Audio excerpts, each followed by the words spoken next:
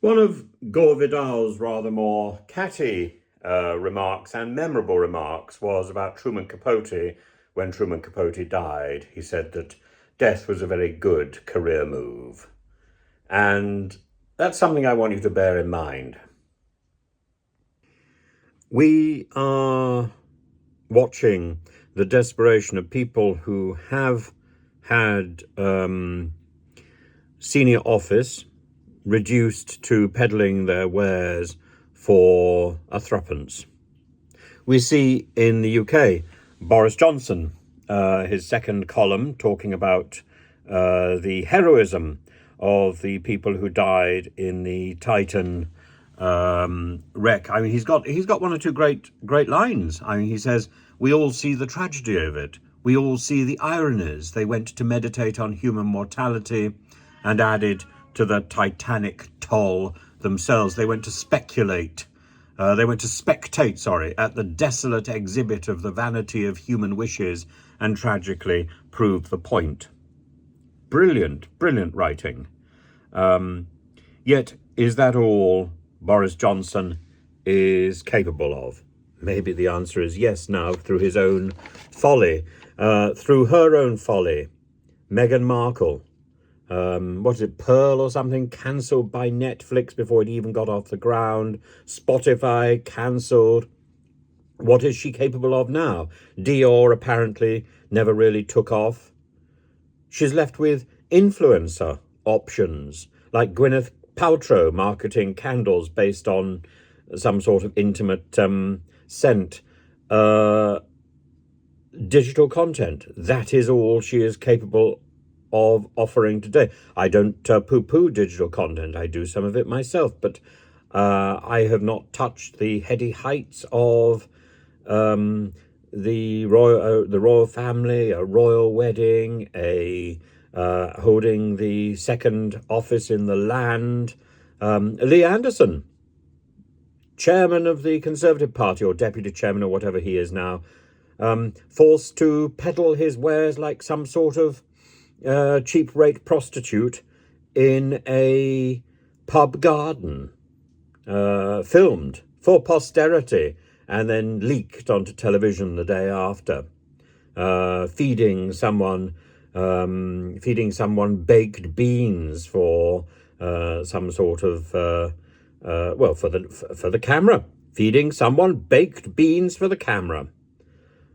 It's is this some sort of homoerotic experience from the Conservative Party, from the failed members of the Conservative Party? Maybe, and then we get President Putin. President Putin, who has been the tough man of Russia, now humiliated, brought down to size by his best buddy, not specifically in a Schofield sense, his best buddy, the younger man, Prigozhin, who used to provide his meals on a dish. His best buddy, who made his made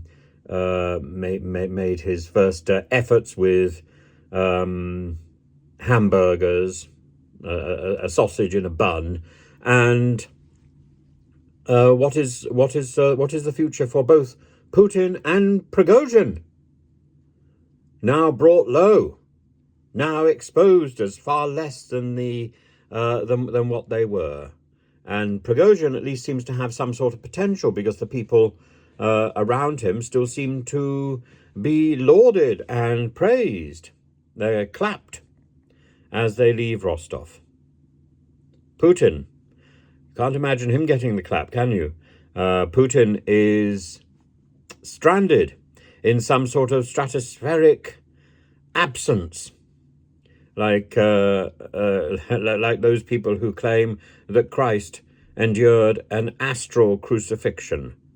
Well, I don't necessarily think Putin is aspiring to divinity yet, but there comes a point where you have to recommend to these people of significant elitist ambition, who have touched the heights in everything that humanity has to offer, well, death is a career opportunity, sir.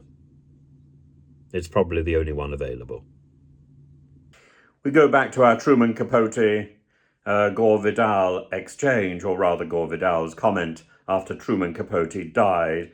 And you think, there are so many people who have benefited from the good career move of death.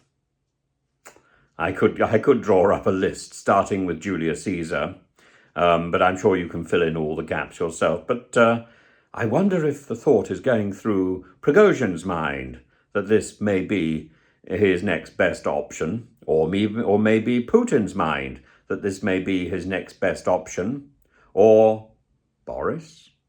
Oh my goodness, there was a time. Do you remember there was a nun in the 16th century, the only nun, I think, whose head was put on London Bridge, because she was spiked on London Bridge after being beheaded, who predicted the death of King Henry VIII. Or rather, she didn't necessarily do that. She actually said there would be a place. This is the place in hell where Henry VIII will reside should he divorce his wife, Catherine of Aragon. There's some things you just don't think about.